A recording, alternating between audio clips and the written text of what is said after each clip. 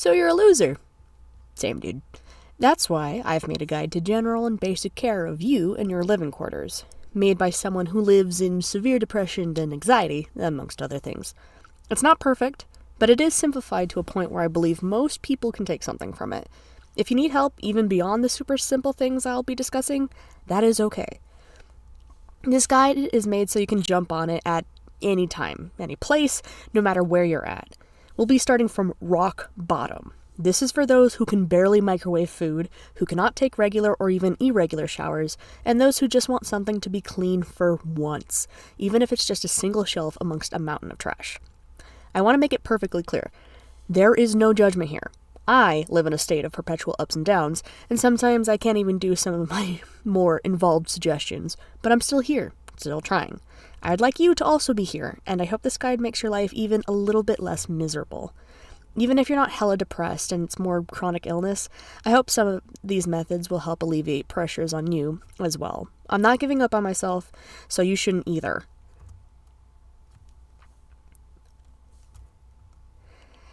Now, some ground rules I want to discuss before we get things started.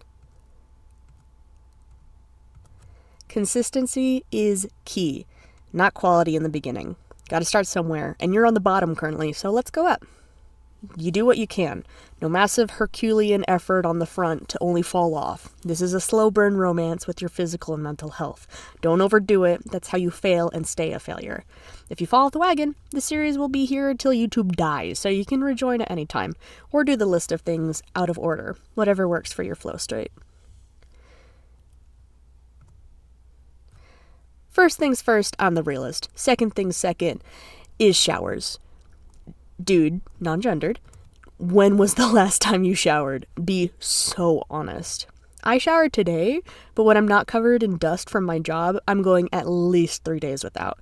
And that's an improved schedule from the sometimes week or more from 3 years ago.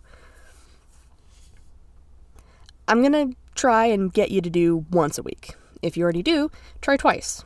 It does not have to be a full shower. Alright. PTA, pits, tits, and ass. You don't have to wash your whole body. In fact, it's better that you don't frequently because it can dry out and damage your skin.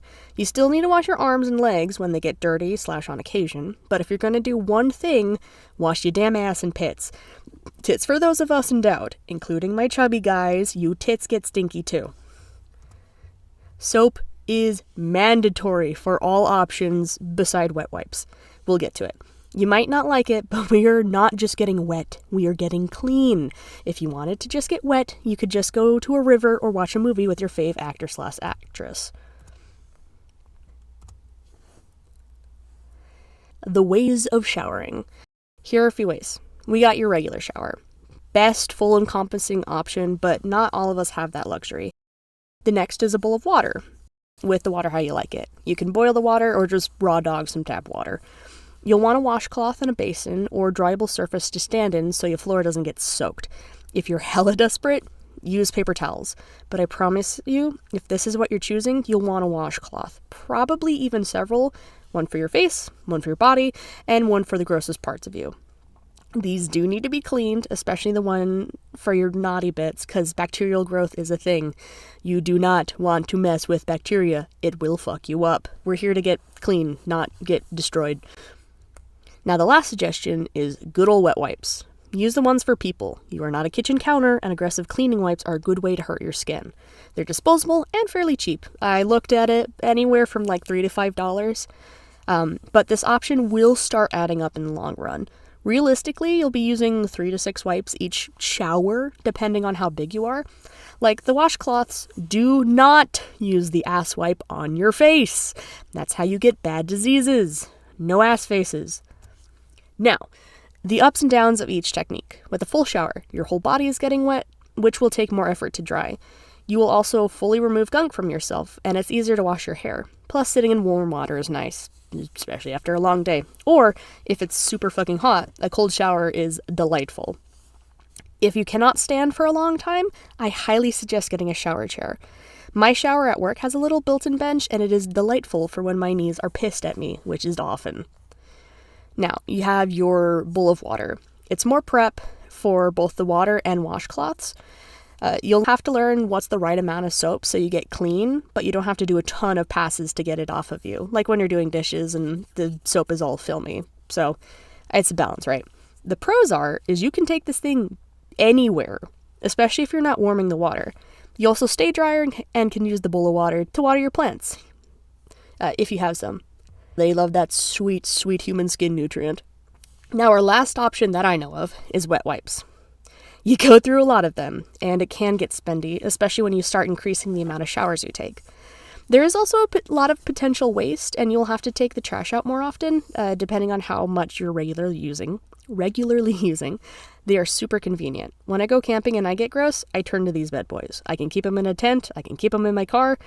If I'm desperate, they are an option, and you don't have to take your clothes off as much. Also, these, you will be almost instantly dry with a little cleanup and less attractant to germs that might build up on a towel or washcloth.